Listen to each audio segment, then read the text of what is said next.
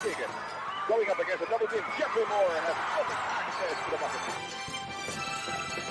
What you saw from that normal replay of that last bit of action was Mon Fernandez actually wanting to dish off the aggressive pass to Jaworski.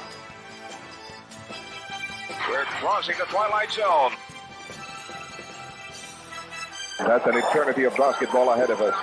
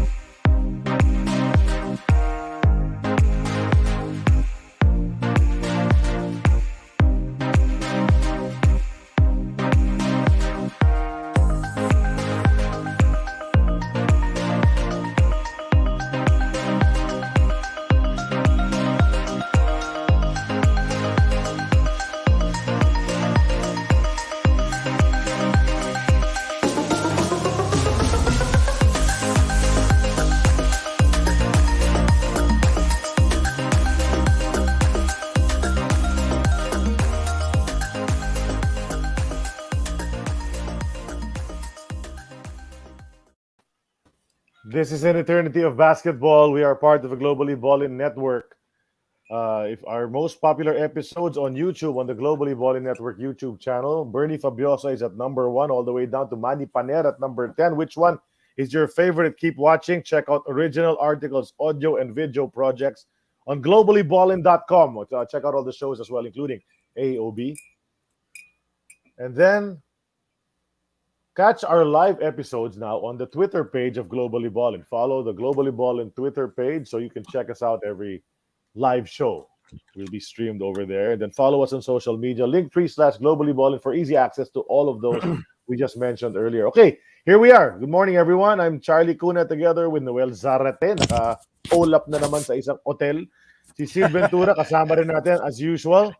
And then this is episode 154 this morning. And we did it 2 in a row because, everyone knows we had Joe Ward last week. And, of course, you can't have Joe Ward without Tommy Davis. So, Tommy Davis, his partner, the most prolific import duo, 53 points a game si Joe, 51.5 points a game si Tommy. 104 points between the two of them every game. So, let's bring him in now. Tommy Davis, Minnesota University Hall of Famer, and, of course, played for Añejo in 1988. Tommy, welcome to our show.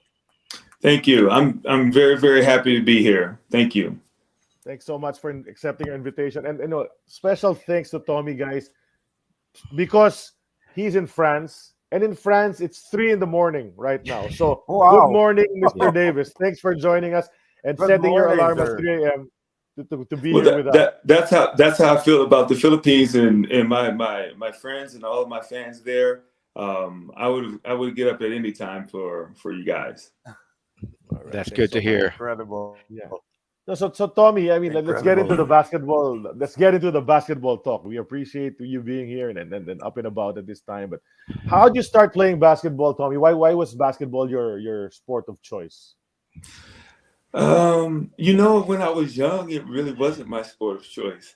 Okay. As an American, and then my father was in the military, so we moved around a lot.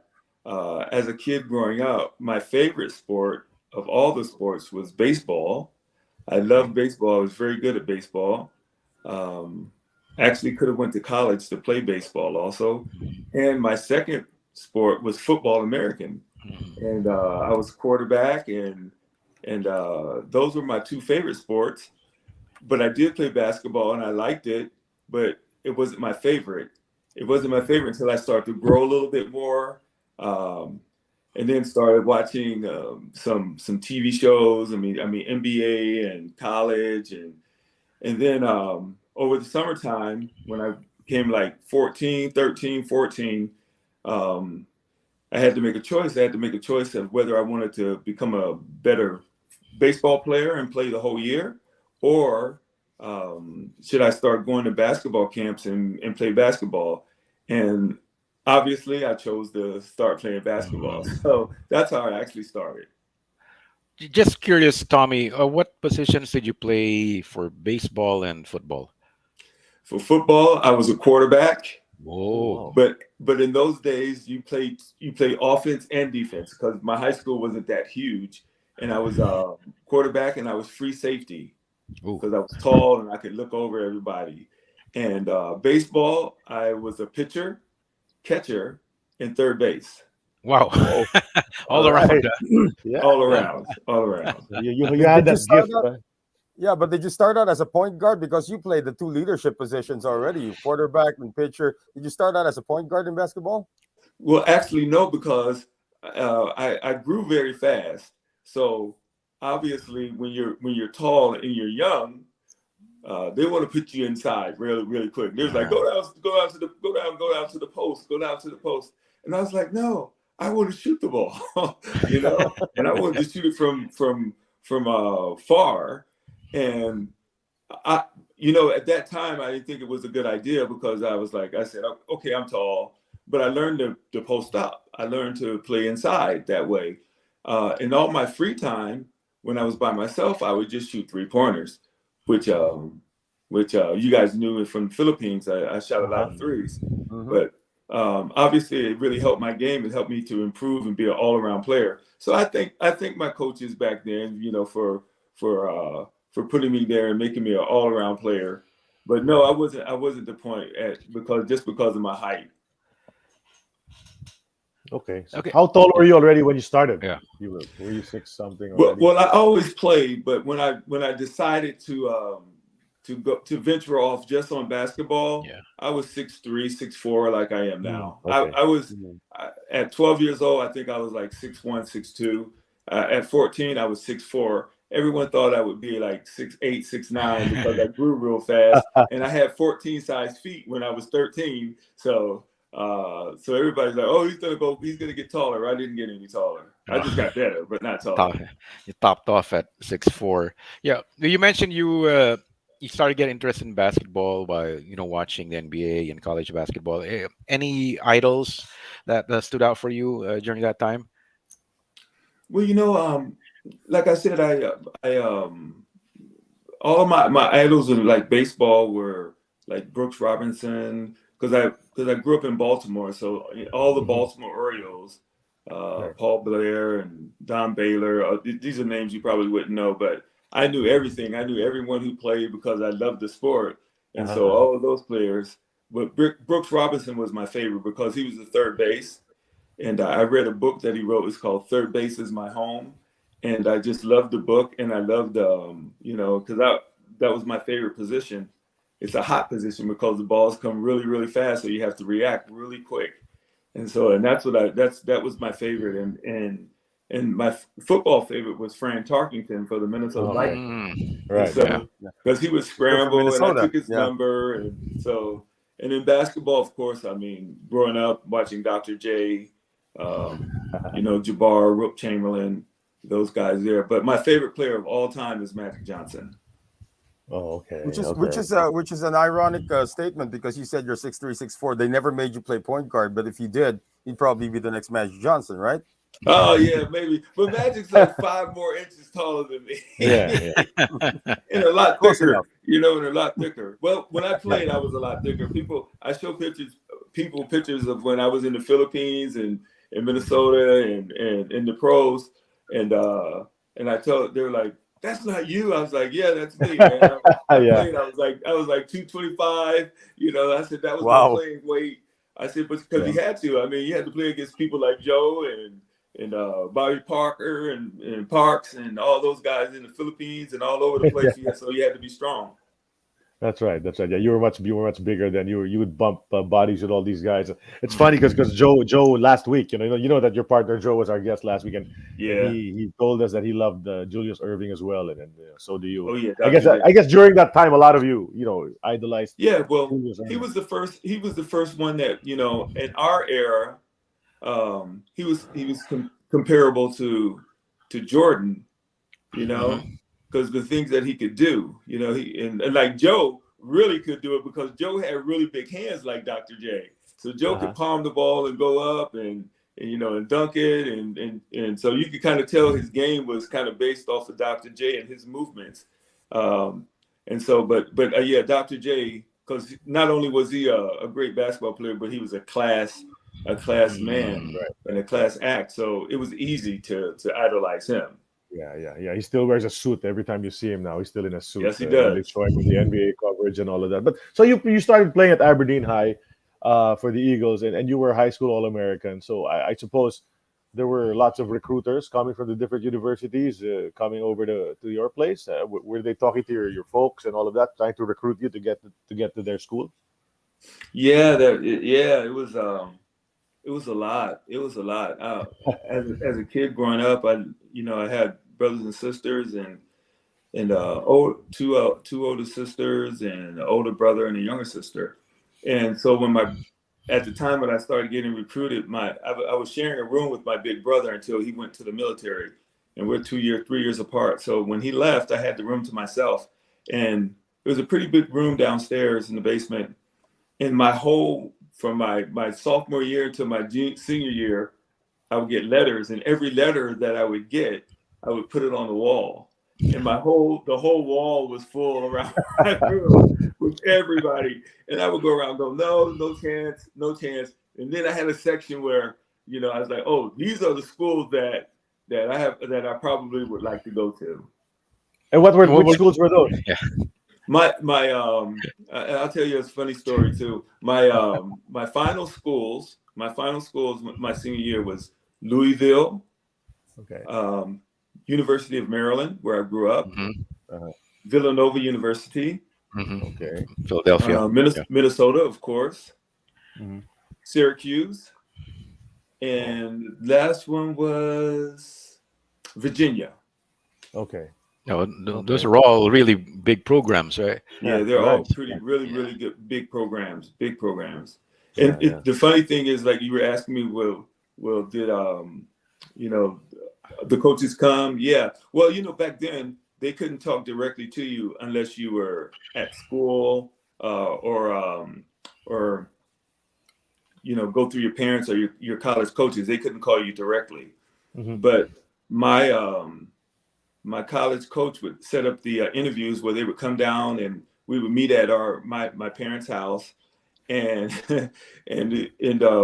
all the coaches would come in and we would speak with each other and talk with each other. And you gotta recruit the parents too as a college coach, because you have to say, hey, look, my kid, I'm entrusting my kid with you for these 4 years, so you have to recruit the parents. So and everybody who would come to our house, my mom would make not dinner, but she would make like aperitifs, and bring out like the nuts, cashews and nuts and ham and all that cheese and everything. So it was funny because she would like for Villanova and Maryland, the 6 schools that were really good, she would give them like cashews and make hors d'oeuvres and put like shrimp and everything together, and it would just be really, really laid out. But if you had a smaller school that would come in, like West Virginia at that time where my dad went to school, she gave them peanuts and potato chips. She was selective. I know exactly who my mom wanted me, where my mom wanted me to go. So it's like first, how she received the coaches. Class, between first class and coach, right? Exactly. Exactly. Okay. That's a good way to put it. What made you choose Minnesota? I mean, of Yeah. all of the schools that you Well, traveled everybody around. asked me that. The thing is, you know, I grew up on the East Coast. And my last two schools where I eliminated was Villanova in Villanova and in Minnesota. And so what, you know, I was being recruited. I was in, you know, every week Villanova was coming because it was only an hour and a half away from my house. And so every week they were coming. Every week I was going up there, and I was like, you know, I'm probably going to go to Minnesota. I mean, I'm probably going to go to Villanova. And then Minnesota came and it's like, well, look, we want you to just come out and visit our campus and visit our team. And I said, okay, you know, and because they were one of my schools. And so I went out there, and then I saw players like Trent Tucker, Jim Peterson, Randy Brewer, Michael Thompson, who was the first round draft, the first choice pick, Kevin McHale, and all those guys were there. You know, even though they weren't playing, I knew that they had been through there and went through there, the University of Minnesota. And I just had a really, really good visit. And they were all pretty much seniors and juniors, so I knew I would come right in and play. And not only that, I would have a year experience playing under people like Trent Tucker, who was a shooter like me, who got drafted and went to the NBA and played for the Knicks for a while. Right. And so, and I just prayed on it. I just prayed on it and prayed with my family and prayed. And, you know, if I had to do it over again, I would go to Minnesota again. Yeah, Well, I'm just curious. Then. Yeah. No, just curious about your visit to Villanova. Was Dwayne McClain still there? Yeah, we're the same year. Ah, okay. We're the same year. I know Dwayne. I was just with Dwayne not too long ago. Okay. We met, and he's in Miami, and I was in Miami visiting some friends. And it's funny because I'm really, really good friends with Ed Pinkney, Dwayne McClain, Harold Presley, all those guys that went to Villanova. You know, and they keep telling me, it's like, well, you know, I understand you went to Minnesota and you had a good career. You know, he said, but we won the title in '85. And that would have been your career too. That's what I was getting at. Yeah. I was so ball dominant, guys. You know, I might have had a bad game that night. He said, no, you wouldn't have had a bad game. We wouldn't have let you have a bad game. So, but you know, it's funny because I'm friends with those guys, and with Rolly Massimino.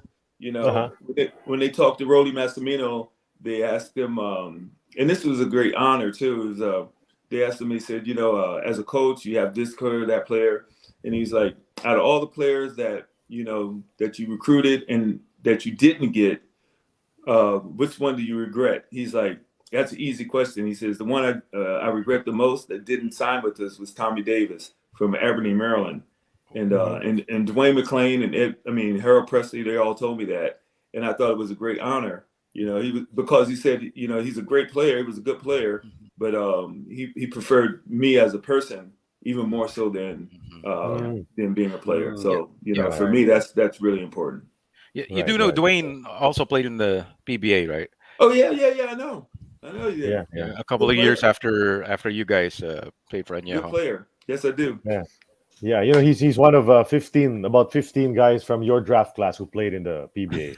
Well, one of the reasons why I came to the Philippines was because all of a sudden, you know, people started in my draft class, like Harold Keeling, who I drafted with Dallas with, and he ended up going over there. And so I saw him. He came back and we were playing in the CBA together. And he's like, "Yo, man, if you get a chance to go to the Philippines and play, you know, you should go." I was like, "Why is that?" He was like, "T, they play NBA style. You're running. And you're playing in front of, you know, 30,000 people, man. The gym is packed. It's like NBA, man. Seriously, you know. And the competition is good. Everything, and then you're discovering another place, another country, another way of living. And as soon as I got off of that plane, man, I was like, this is awesome. From the day I got off of the plane until the day I left. Every day was a blessing. It was a blessing because it was just a great experience. Probably one of the best basketball experiences I ever had. Awesome.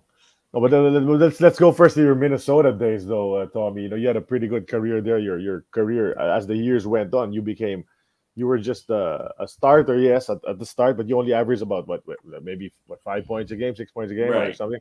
Then you right. eventually went up to be the top scorer when you were a senior.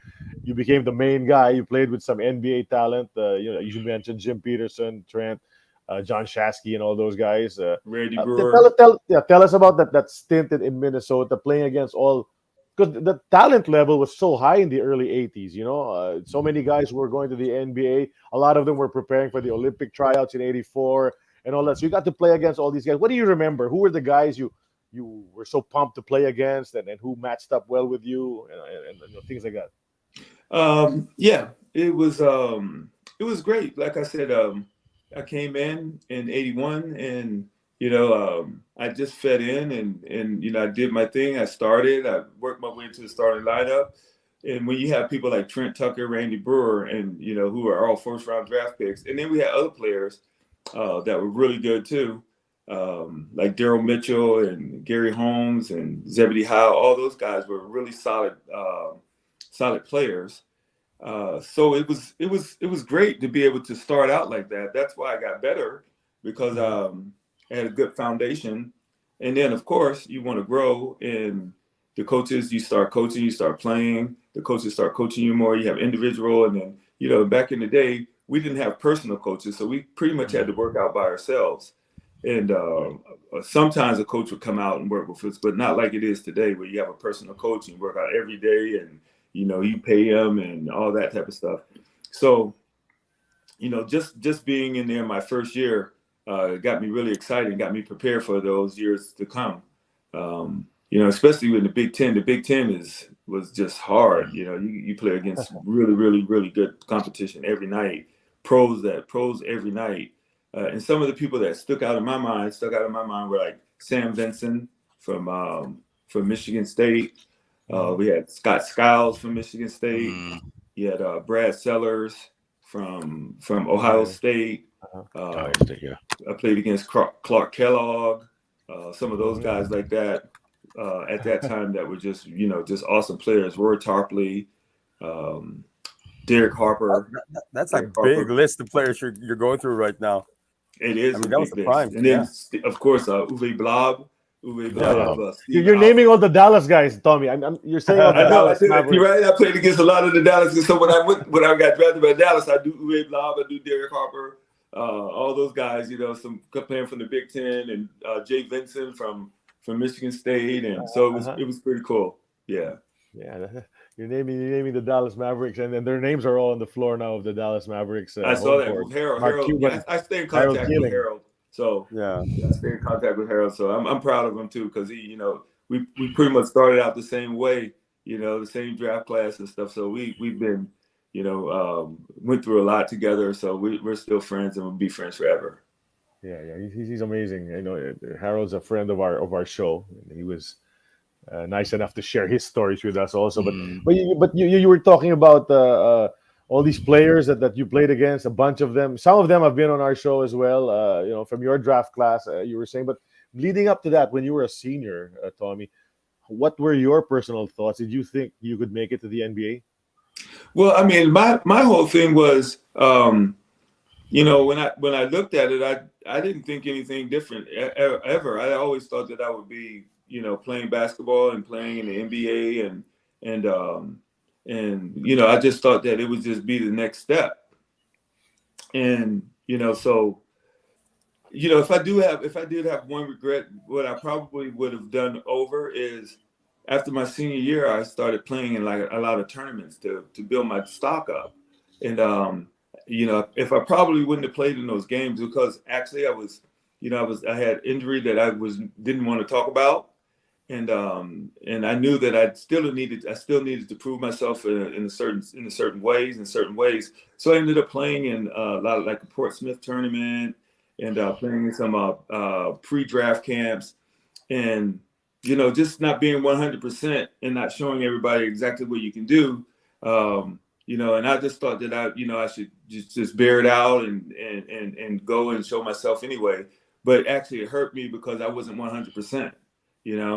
and so people are seeing you not at 100% and get a different view of who you are and what you do, and you don't really have time to talk to them and tell them about that, because all they want to do is oh, you came, so you need to play, So if I had to do something over, I probably just waited it out for my season, for my 4 years there, and just told them that I was hurt and I couldn't participate in that. And I probably went a lot higher in the draft.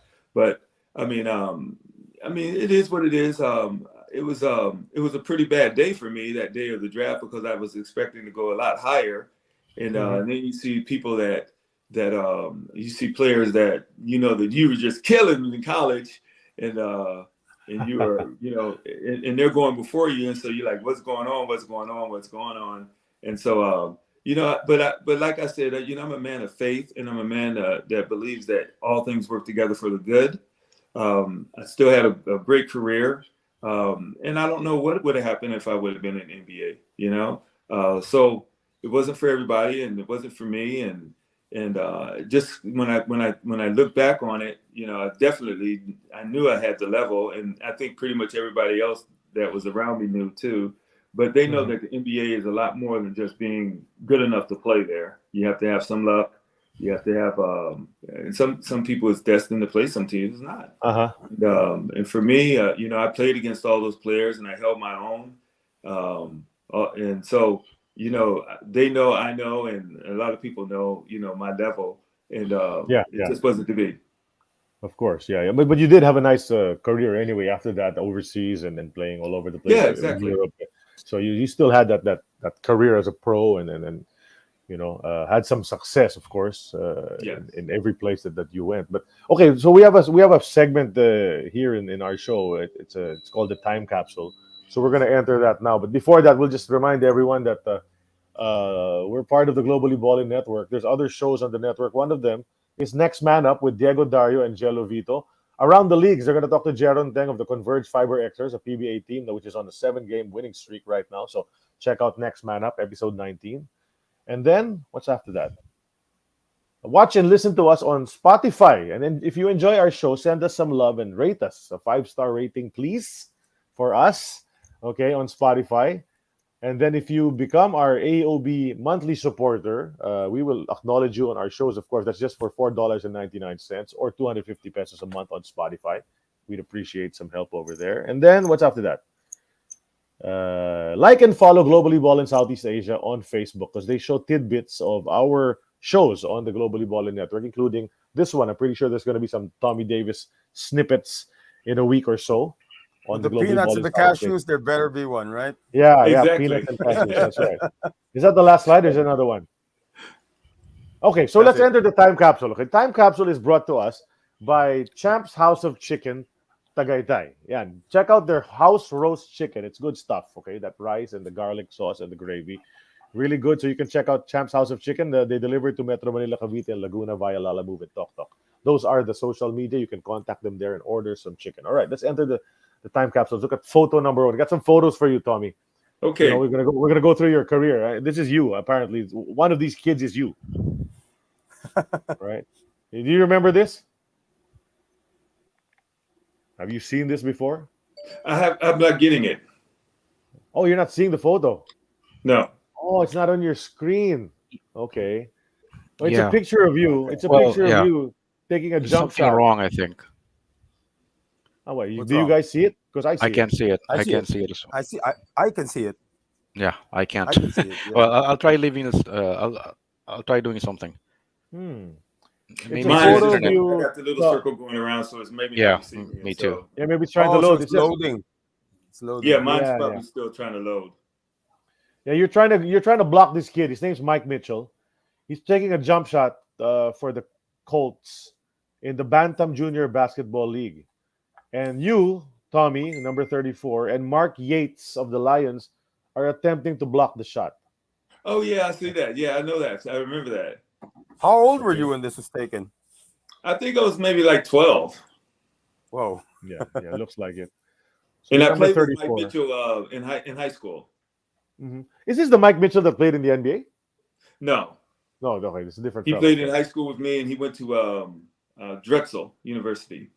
Okay, Drexel, yeah, okay, like Marique Rose. Okay.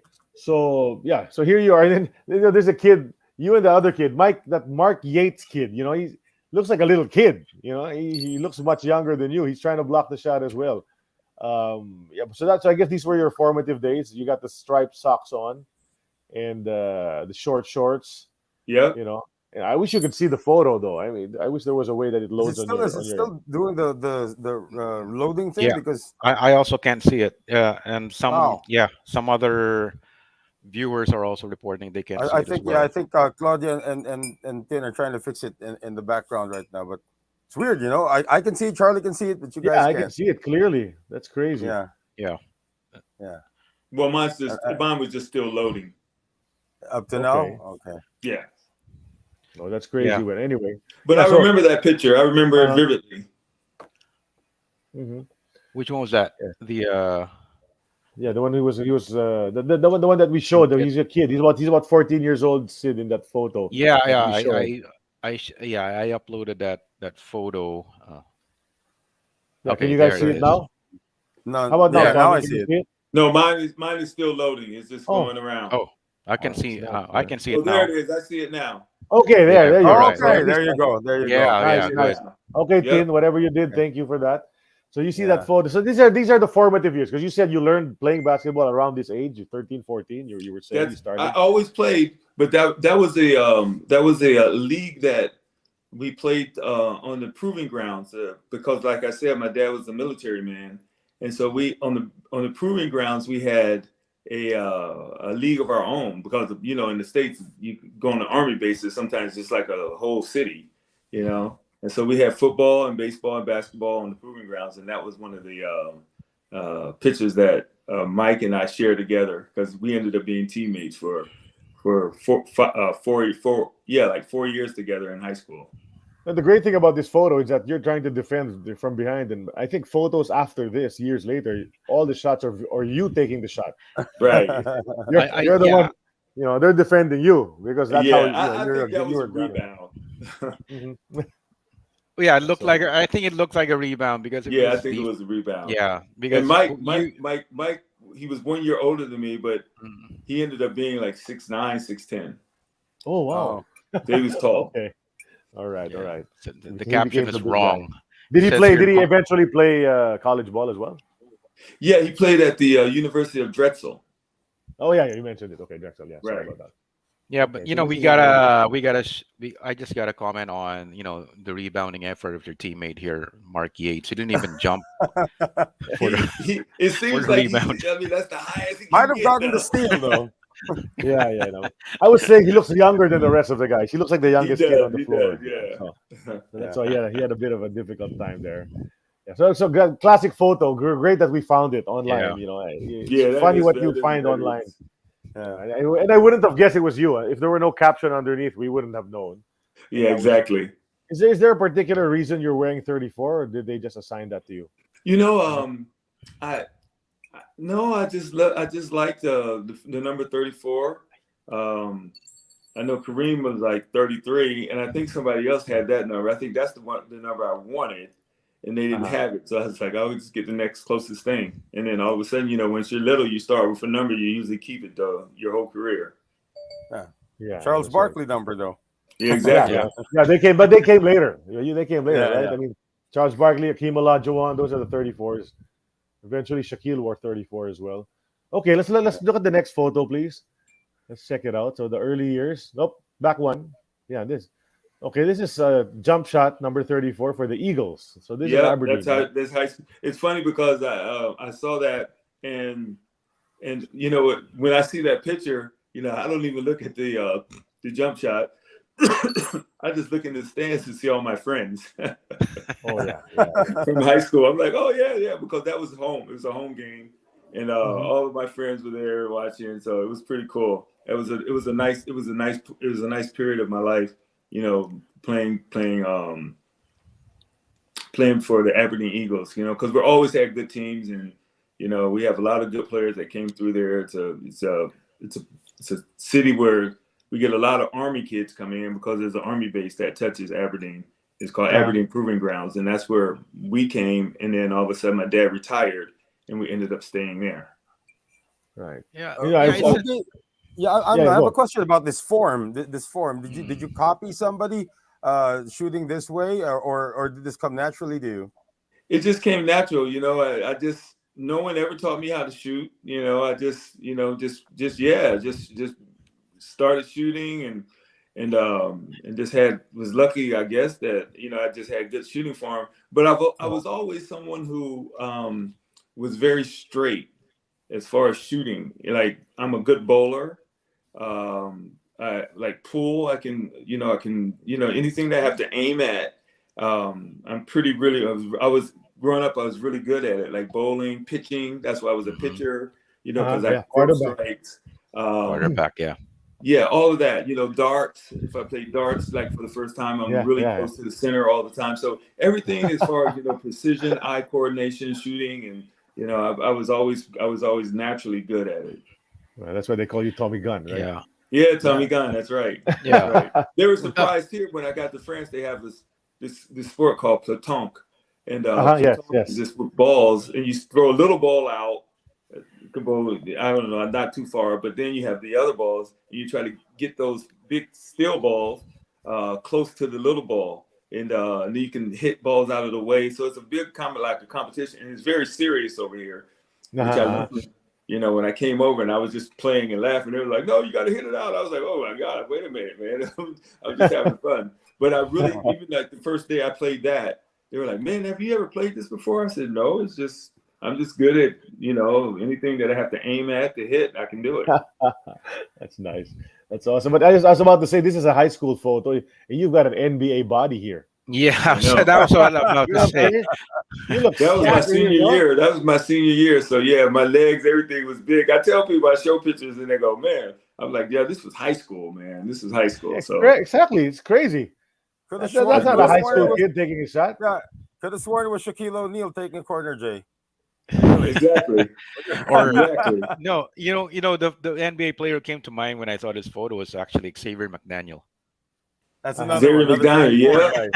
yeah, Another that's it. 34 Yeah, I guy. can get that. I can see You've got the that. X-Man look right there. Uh-huh. Yep. And the X-Men, he's the same year as me too. All Uh-huh. those guys. Yeah. That's right. That's 85. right. So yeah, so the whole crew, the whole family, I'm sure was at the back, the neighbors and everything watching you guys. And I'm pretty sure the shot went in. Yeah, I'm sure it did too. I didn't miss too much. Yeah, you didn't Defender miss wasn't too even much. close. I say I never had a shot that I didn't like. Of course, yeah. You don't average 50 points a game anywhere if That's you don't right. like to shoot, man. So that's That's crazy. right. So That's so we've right. seen you in the grade school level, 13, 14 maybe, and then now this is high school and you're about to graduate. Let's check out the next photo, Tim, please. Okay, which one is this and when is this? This is, I think it's a summer league team. It's a summer Okay. team. Yeah, it's a summer league team. I'm right there at the bottom, and Uh-huh. it was a summer team. Yeah, that was a summer team that I just played with 1 year, and that's Perry Moss right there. You remember Perry Oh, Moss? of course, yeah. No, Yeah. not Perry Played here. Young. Perry Young. Oh, Perry Perry Young. Young's there. Yeah, he's right in the middle, standing straight up. Okay, yeah, I see him. Yeah, that's Perry Young, and I can't really see, but it was like an all-star team that we played with Oh, over the crazy. summer, like right after high school or right up during the summertime. Yeah.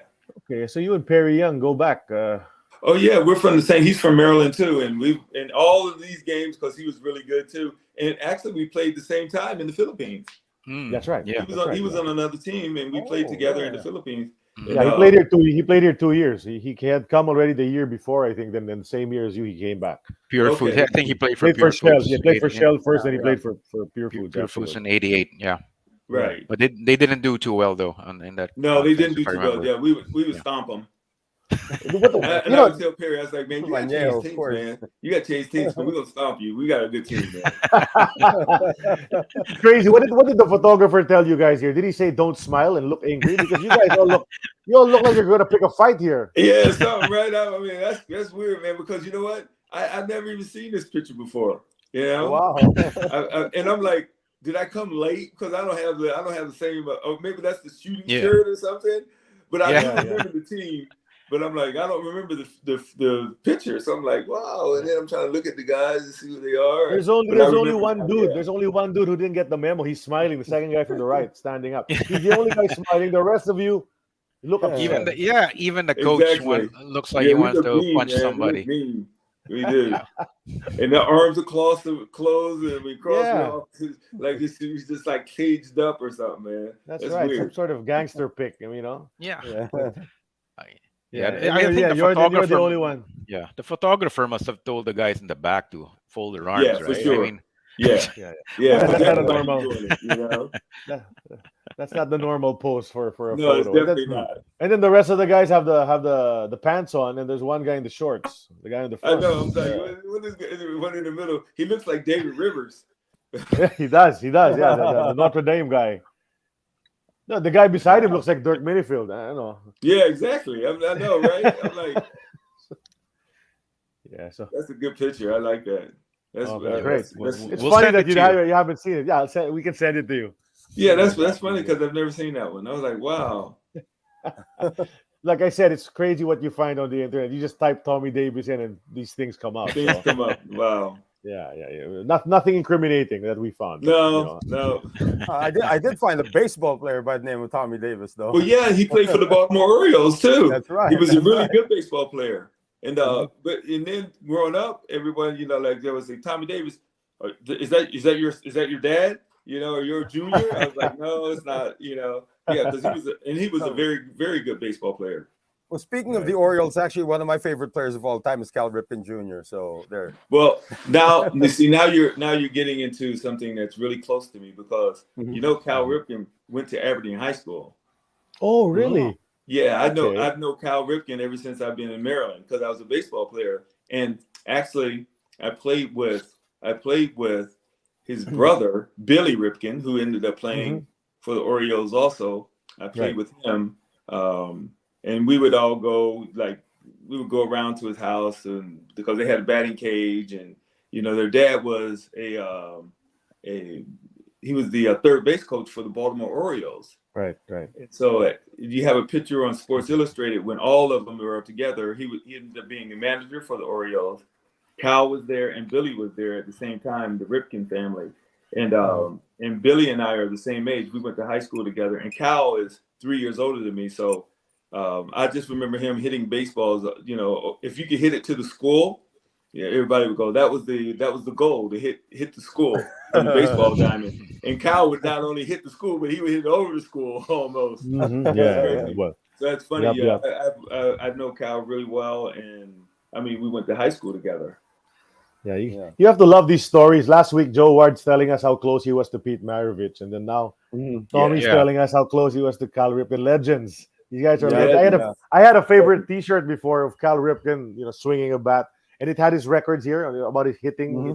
There's a description on the side about it, and I kept that shirt even when it was already thin and about to rip. I know. I kept it till finally it just couldn't survive anymore. So that's how it gets. That's how it gets. Yeah, man. But I was a big Cal Ripken fan. Phenomenal. One of the best ever. One of the best ever. Yeah, he was the Iron Man. He played the most original consecutive games. He just, and then on top of that, he's such a nice guy. When I was in college, he knew because we grew up together, and he knew I was a diehard baseball fan. I knew baseball just as good as he did because I loved it so much. But every year the Baltimore Orioles would come one time a year to play in Minneapolis, and so he would get everybody tickets, and we would go to the game and go down to the dugout and go back to the hotel and talk and everything. So all my friends was happy when the Orioles came to town so they could get some free seats. Okay, let's check out the next photo, Tin, please. Okay, so this is you at Mini already. And there's Randy Brewer. That's Randy Brewer. Randy Brewer. 7-3. And they're giving me high five. He was hurt.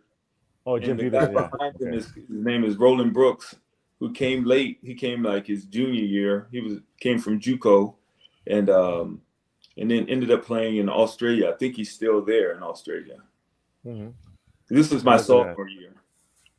Yeah, Jim Peterson. He played for the Rockets, right? So, but didn't you get to play with Andy Thompson as well? Yeah. Oh yeah, I know Yeah. Andy Thompson. Really, Andy's been played on in our the show. Yeah, he played in Yeah. 87, 86. Okay. He played here 86. He's been on our show. He talked to us about a year ago.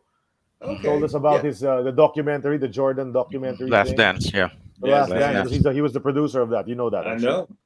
Yeah, Oh, so he Andy's produced been a on the lot of show. stuff. You know, that's what I was saying. His brother, Michael, when I came back to visit, he was there. You know, and Michael was the first player picked in the NBA draft. I think in like That's right. 70, 78 maybe, or something like 77, I that. think, or 78, yeah. Right. And Andy, Uh-huh. actually, Andy and Jim Peterson and I lived together in the same house. Oh, okay. Oh, okay. Easy. I should. Andy I'll tell Andy. I'll Andy tell Andy senior that. year, we ended up living together, you know, and then like I just talked to Andy not too long ago because they were back in Minnesota for something, some Probably event. another film. Yeah, Oh, no. He's cooking up some documentary again, probably. Yeah. Yeah. Well, oh no, I know what it was. His nephew, Clay. The Warriors were playing against the Minnesota Timberwolves, and they all came back, and so I have a picture with Andy, Andy Thompson, Michael Thompson, Jim Peterson, Trent Tucker, and those Like a guys they all reunion. got together for dinner and stuff. Yeah. Yeah, Andy was in town about 9 years ago. There was a preseason game played here in Manila. Houston Rockets and Indiana Pacers. He was here because he's in charge of the NBA entertainment. Hey, so was he Clark was Kellogg. So we got Clark Kellogg was here. You mentioned Yeah, it. Charlie and I I took your photo. I took your photo, right. Noel. I took your photo with Clark Kellogg. Because Clark Kellogg's the voice of NBA 2K, so you can't. Exactly. And nobody recognized him. So I said, "You're Clark Kellogg, right?" And we ended up having a great conversation. Charlie was our photographer. We oldies recognized him. Kiki Vandeweghe was. All these young reporters didn't know who Clark Kellogg was, who Kiki Vandeweghe was. Wow, and we were the only ones going crazy taking photos with them. I know, man. Those are legends, man. Kiki, man. Yeah. Kiki was the man. Yeah, and I shook the hand of Larry Bird. They didn't. So right. So Stop reminding me. Legend on your hands. You got Larry the Legend on your hands. That's nice. Couldn't take That's a bath. He want to watch it. He want to watch it for a week. That's But right. Minnesota this looks like happy times, Tommy. You know, look at your smile on that right photo. So you had fun for the Gophers. Yeah. What happened to Randy Brewer? Why do you think he didn't pan out in the NBA? Well, I think he just, at that point he was just tall and could shoot around the basket, and I think he was just limited by the things that he could do. Not very mobile, and so then you start getting in the NBA where you got people your height that can move a little bit quicker, people a little bit less your height, but that can guard you, push you out. He's not very strong, and so I think he depended a lot on his height, and once people start pushing you out and you getting strong, and you're around people that's gonna negate your height, and I think that's probably the main reason he didn't because he wasn't very all around. He was on that loaded. He was on the loaded Bucks team, though. Yeah. He and Paul Mokeski. He and Paul Mokeski and Jack Sigma, the 3-7 foot white guys. Center. Exactly. Exactly. Yeah. So that's some Minnesota pictures. Is there another photo here? What's the next one, Tim? Let's look at the next one. There you go. Here's a photo. You're with the guy from Mercer, Sam Mitchell. Sam Mitchell. Why are you with him in this photo? Because Tommy? we played in the CBA together in Oshkosh. Okay. And the next guy over is my best friend to this day, and Sam, I keep in touch with Sam too. And the other guy's name is Bill Nelson, who has his own ministry in California, who's doing really good things for kids and blessing them with the the knowledge of Christ.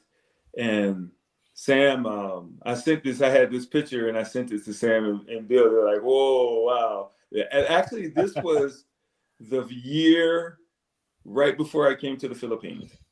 Okay. 87. About 87. Yep. Exactly. So Sam became a successful NBA coach. I mean, he had his ups and downs. There were some bad years, but I think he was coach of the year, wasn't he? Wasn't he a coach of the year at one point? He was coach of the year in Toronto.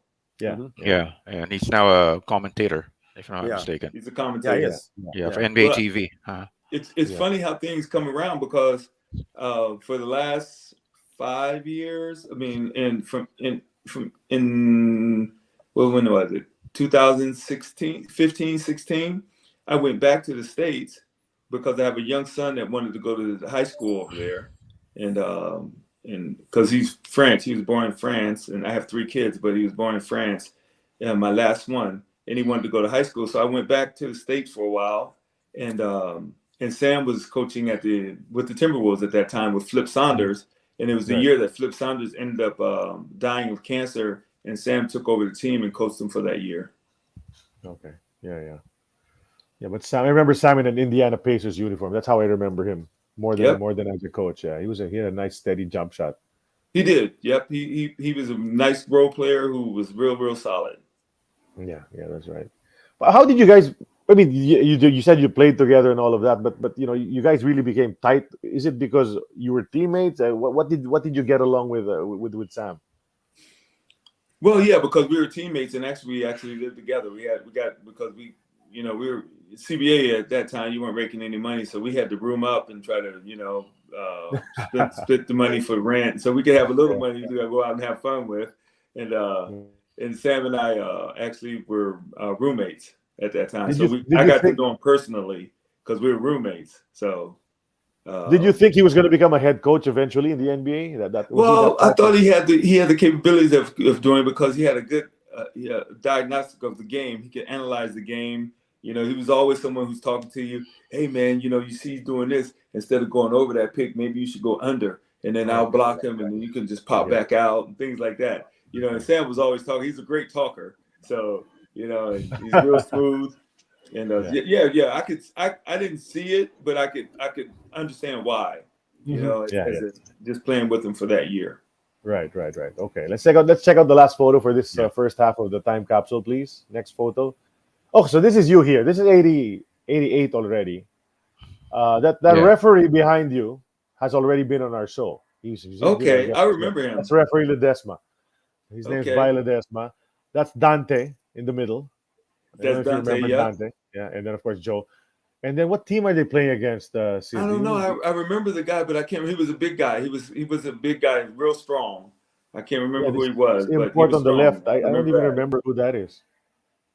I don't even remember. You remember him, Sid? I remember him because he was strong. Sorry. Sorry, I got cut off. What was that? The import. Just be a while, guys. I just deal with something. I'll be a while. Okay. The import behind Tommy. I don't know if you can see, but right underneath Joe, there's a uniform maybe there, so you can maybe. Yeah, it's Alaska. Okay. But who's that import? I don't remember. 1988 Alaska imports. We got to search That's not Carlos Clark, no. I don't think so. Clark. It might be. It might be Carlos Clark. It might be. Yeah, he played for Alaska in the late 80s. Yeah. So it might be Carlos Clark. That name sounds really familiar to me. Maybe just say, we need to check that. Wait, Jay already has something. David Boone. He said it's David. That's Boone. who it is. David Boone. That's David Boone. According to Jay, yeah. It is David Boone. Our loyal followers will confirm this in a bit. I'm sure. Okay, probably, because their imports that year were Andrew Kennedy, Willie Bland, and Eddie Cox, and that's not them. So that's David Boone. It has to be. Yeah, it is. Yeah. So those are their 4 imports that year, and then the only one that fits is that David Boone. That's probably him. So you came to the Philippines. How did that happen, Tommy? You're playing in the CBA, so Harold Keeling tells you, why don't you take the chance to go to the Philippines? But who recruited you to come over? Well, that was the year too that I led the Philippines in scoring. I was scoring 30 points a game, and I led the league in scoring that year. In the CBA. Okay. The CBA. Okay. Yeah, in CBA, and I got a call from an agent that told me that there was a job in the Philippines that they wanted me to. That was an offer on the table if I wanted to go. They were looking for a player of my caliber.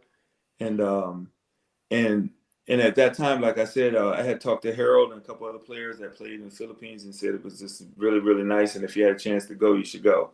And just from that point on, when I had the offer, I was like, okay, let's do it. Let's do it. This would be a chance to go over and also, I grew up traveling, as a kid with my dad.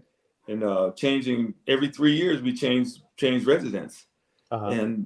and so traveling for me was, I could go anywhere and not be homesick and live and so it was a blessing. And then, like I said, going over there, it ended up being a blessing because I got to, really, really, get to know Joe really well every day, and then just all the people that I met in the Philippines. And so it's just, when I see this picture, Yeah. it's emotional because it's just a very, very, very significant moment for me, not only in basketball. Yeah. At what point did you find out that you were gonna replace Billy Ray Bates? Yeah, man. I think that was Big shoes, man. Jaworski. I think that was Jaworski who told me, he's like, well, you're coming over, you're gonna replace Superman. I was like, all right, I might not be Superman, but I'm not far from it. I was like, I said, but I said I'm gonna bring my own style and my own play. And one thing you can count on, I might not be Billy Ray, because Billy Ray, I mean, he was awesome in the NBA. He could have been, he was one of the best players that never really was the best player, Yep. but Yep. considered the best player. But those that really know him in his prime, hey, man, Billy Ray was just, a whole nother level, So I just came in and just tried to do my thing and hope that, everything would go well. And they would go, okay, he might not be Billy, but he's not far. He's helping us. Yeah. And you came a little bit before Joe. You played 18 games. He played 17. So you replaced Billy Ray Bates a couple of games before Joe replaced Kevin Gamble. How many days before Joe did you come in? Well, because I played with Kevin Gamble a couple games, I think, or at least practiced with him. Yeah. Because I remember that, and it wasn't very much. I can't even remember exactly how many. Maybe a week or two, I would think, but it wasn't that much. But I remember when I first got there, Kevin Gamble was still there, and then Joe came in. I think Kevin got they asked him to come back and go to Boston or something, or I think I think that's what it was. Got like a 10-day for Boston and ended up going back to Boston and playing, and then Joe came in. Yeah, that's right. And then you became the craziest pair, because I said 104 points between the two of you. Every game, 104 points. You didn't need teammates. Well, you needed teammates to screen. We just needed the teammates to pass them a couple times and then hey, go and rebound.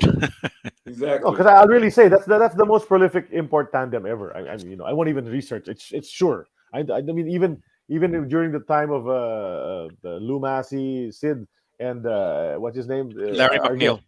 Yeah, Larry McNeil, and even Tolson and all that. There was no two pairs. There's no pair that averaged 50 each, except you guys. Yeah. So that was nuts. That was really crazy. So that was the first half of our time capsule. Let's look at the next photos.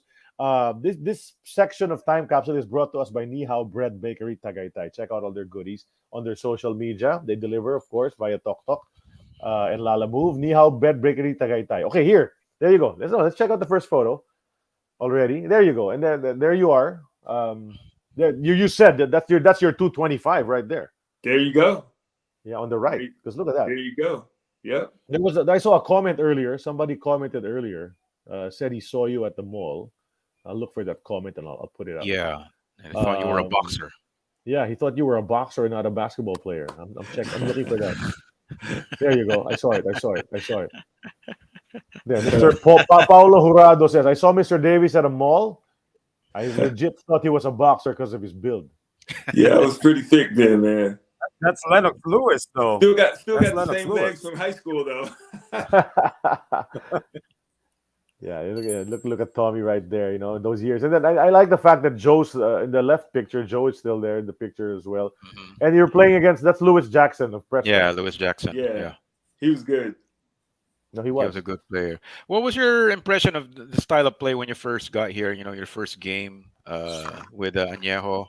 I love that. I was like, Añejo, yeah, let's go, man. And then Jaworski was like, just push the ball, just get it out. He was like, give it to him, let him go, man. Get him in this situation. He would push it, just kick it out, shoot, and everything, man. So it was, like I said, it was a blessing, man. I love the Philippines, but I wouldn't want to play for any other team. I was with the living legend, as a coach, and he was just letting us play and letting us run and encouraging us, man, and had great teammates, man, that were, there for us. So, and then it was NBA style. I love that, because, you could be free. You could shoot threes and 24-second clock and, and then like just look in the background, man. Any pictures that you see is like playing in the States, and that's people couldn't understand. They were like, even in Europe, in the top teams in Europe, you don't have fans like that. You might have fans one day that are there for big games, but every single game is, in the Philippines is good because you play in that one spot too. I don't know if they still do it like that. Yeah, but they still do it. One Yeah. gym, and everybody would come in and play. You would have those games during the day, but the gym stayed full the whole time. So it was awesome. Well, there are different venues now in the Philippines. I mean, you're talking about Araneta Coliseum right here, where you played. No, that's Ultra. That's Ultra. That's Ultra. We play like 3 different venues right now. Ultra's still one of them, but mostly Araneta and Motivation. But still, it's really super packed to this day. When there's an Añejo game or a Ginebra game, is it still multiple games in one day? Yes, usually a doubleheader. Usually doubleheader. Okay, yeah. So it was really fun during that time. Yeah, the Ultra was rocking when you guys would do your thing. It was rocking over there. And of course the fans, they still cheer for your team. They just played last night and they won again. The most popular team. If you come over here, they're still gonna mob you, Tommy. Yeah. Like I told you, man, my son he's married to a Filipino, and they're thinking about coming back. So I said I'll have I said if you guys ever go, I might go with you. You better let us know, Tommy. I definitely will. We'll meet you for sure. We'll meet you for sure. The fans are gonna be nuts when you guys come over. You talked about Sonny Jaworski? You mentioned him, living legend, and all of that. Tell us about your relationship with Sonny Jaworski. What did you learn from him? And like how? Because Joe told us all about it and how Sonny impacted his life. So I'd like to hear your story. Well, I just. Like meeting Joe over there and the relationship that we had was quite special because it wasn't just basketball. I mean, we would, learn from each other and pray with each other and, cry with each other. And, we became really, really good friends and very special. Joe was very special to me. He was it was a moment that I would never forget. But like you said in the introduction, you can't have Jumping Joe Ward without Tommy Davis, but you can't have those two without Jaworski. So that for me, I talked to him on the phone. I remember he was saying, "You're coming over," and he actually is the one who was telling me about Billy Ray Bakes and talking. He's like, "We coming, we want you to come in and bring what you bring." And right when I got there, man, he treated us like it was like you were sons. He was like, okay. And then he was playing, it maybe had been unpulling up towards the end of his career, but I mean, it wasn't the end of his career. He played 9 more years after you guys left. My goodness. Did he really? Wow. Wow. And so, but I mean, he could because he stayed in shape. He would go running and he had those big hands too. Yep. And I remember he just palmed the ball and bring it out and give it to us. And, what I really liked about him is that he was approachable, man. He would bring us to his house and, anything that we needed, man, he just made sure that we had it. Anything that we needed, he was like, Coach, yep, you got it. Come on, let's go. And just instant respect, and not just because of who he was, but I mean, from his fame, because I mean, right when you get there, everybody is like, Jaworski. And so, so that you're dealing with, like the Michael Jordan of the Philippines.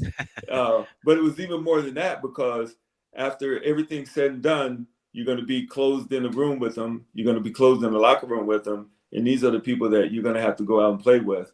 And so if you're not respecting the coach and you don't respect your teammates, you don't respect each other, and I think one of the things that Coach Jaworski did was bring us together. He brought us together and he allowed Joe and I to be us, who we were, and didn't try to change us.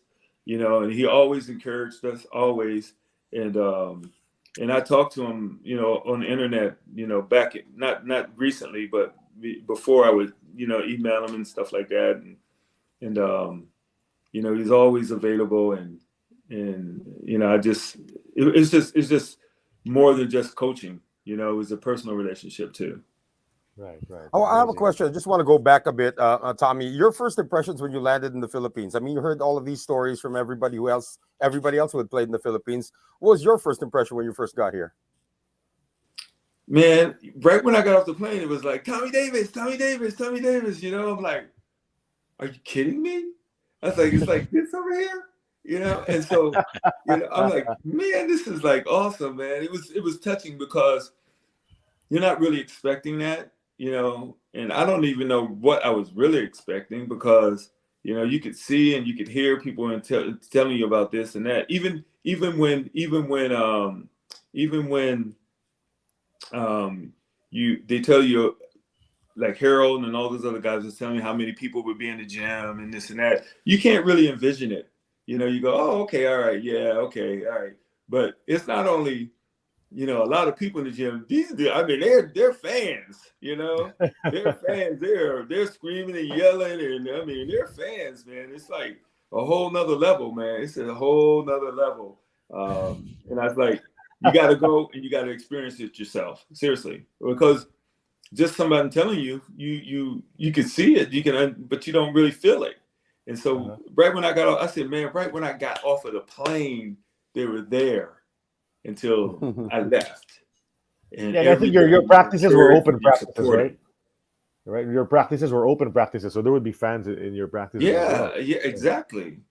Yeah, so I mean, it was awesome. It was just an awesome experience. You know, something I've never. Tommy, a friend of Sid has already volunteered. He said, if you decide to visit the Philippines, I'll personally pick you up in the airport. Okay, and man, show you around. I'm gonna hold you to that. That's my friend from.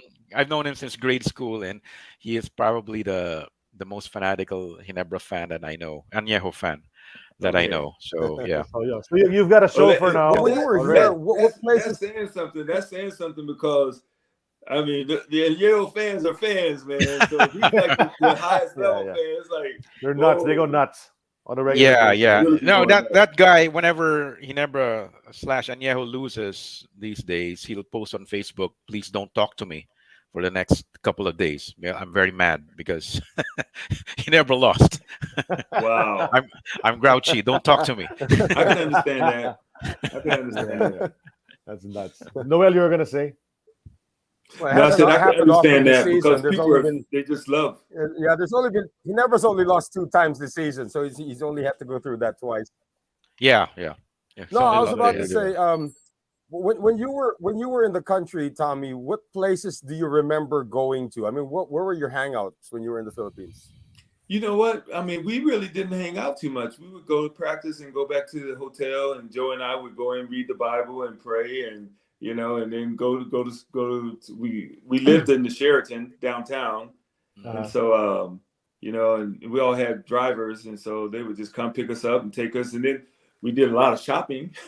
You know, we would go downtown and do a lot of shopping, and you know, we liked suits, and so we had a lot of suits made and shoes made, and you know, for our profession, and you know, so but I mean, we would just hang out, you know, and you know, walk around, and then you know, we were always with our drivers, so our drivers would take us here and there, but I don't really think we really hung out too much, you know. You're very different.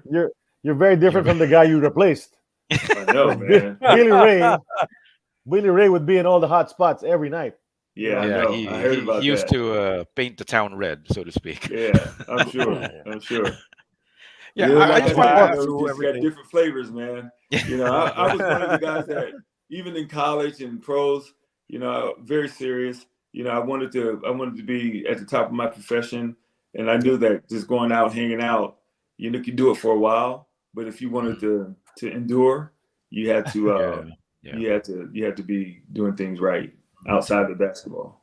Correct. Well, No, I had Yeah. something about Was it was Noel good. or was it Sid? which opposing imports do remember and stand out for you Bobby after all Parks. these years? Bobby Parks. Yeah, Bobby Parks. Joe said the same thing. Yeah, Bobby Parks, man. I mean, What was because it he was about? What tough. was it about Bobby Parks? What was it about He was Bobby tough, Parks that man. you? You, Yeah, okay. you had to come to play. I don't think I got 50 on him. So Uh-huh. yeah, Maybe if got I 50 look on back, you. I probably You got did get 50 on him. 49. You got 49 probably. Yeah, Maybe Bobby got 50 on you too. yeah, exactly. Yeah. He was just, I mean, he was just tough, man. Mhm. Offense. The thing that was really tough about him was like a lot of people were like just one-way players that could score a lot, but Bobby played on both ends of the floor and played it well. So, Right, when you played him, you had to guard him and he was going to guard you, Mhm. So I'm like, for me, he was like, for me, he was the number one player over there for me. When I was Well, there, he was just tough. I'm not sure you're aware, Tommy, that the Best Import Award is now named the Bobby Parks Award. In Oh, honor of him. really? Yeah. It is. Okay. Because he won it 7 times. It's sad that he passed away. Yeah. Yeah. But his son is on the national team now. His son is Yeah. on the national team. Oh, really? Yeah, Yeah. for the Philippines. Bobby Ray. Yeah, and he's Okay. playing Bobby Ray. he's playing professionally in Japan right now. All right. So, Yeah, That's he's, awesome. That's He's a awesome. good kid too. Yeah. Yep. Is he tall like his dad? 6'4". 6'4", about slightly 6'3", 6'4", taller. Slightly taller. Yeah. I want to say he has a better 3-point shot than his dad. Yeah, He's a lefty. Bobby wasn't he wasn't a great shooter, but Right. I mean he could score and he played. That's what made him so awesome, man. That he did everything well, but shooting wasn't his number one thing. Yeah. Uh-huh. Right. That's Yeah, that's he why was his a pretty son good is player. shooting for him right now. He's a lefty too, so it makes him more dangerous. Wow, Uh-huh. that's awesome.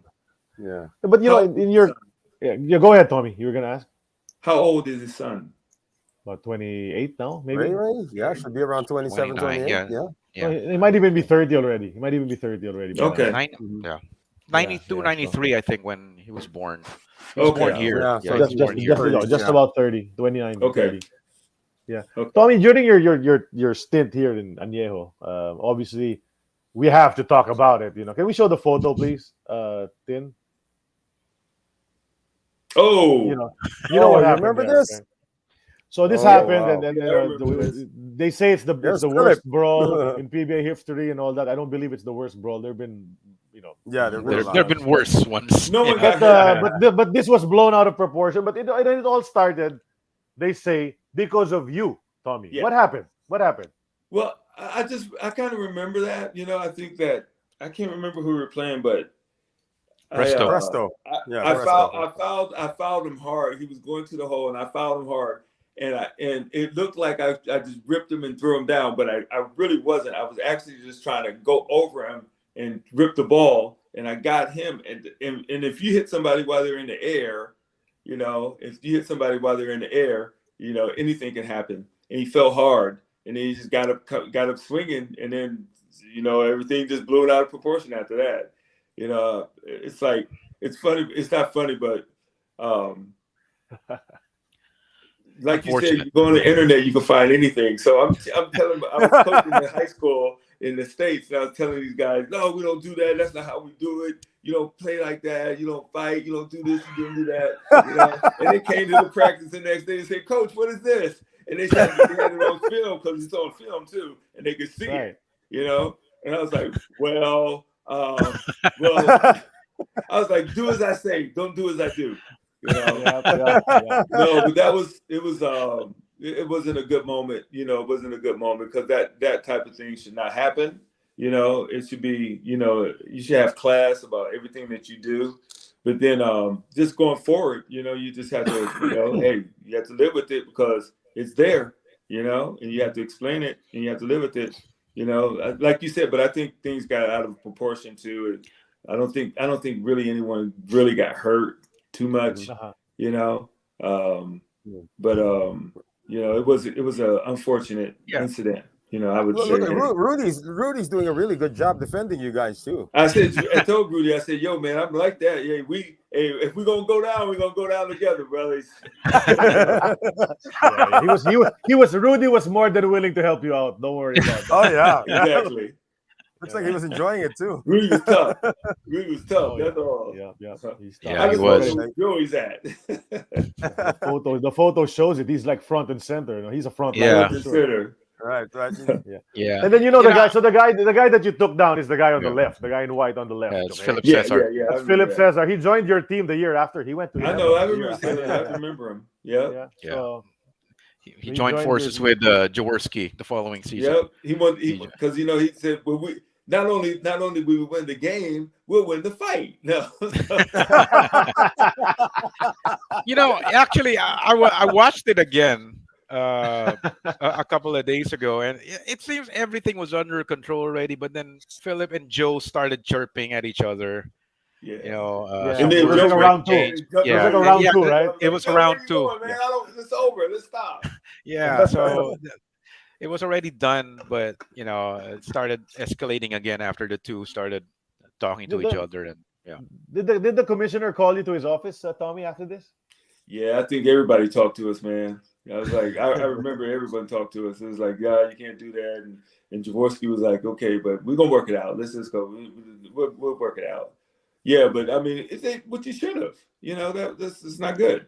It's not good. I mean, it's something that happened that should not happen, and kind of like the Malice in the Palace, and just kind of get like you said, that it was dead, and then all of a sudden somebody threw some fluid on there and lit it again, and Did this incident ever come close to happening to you again after the Philippines?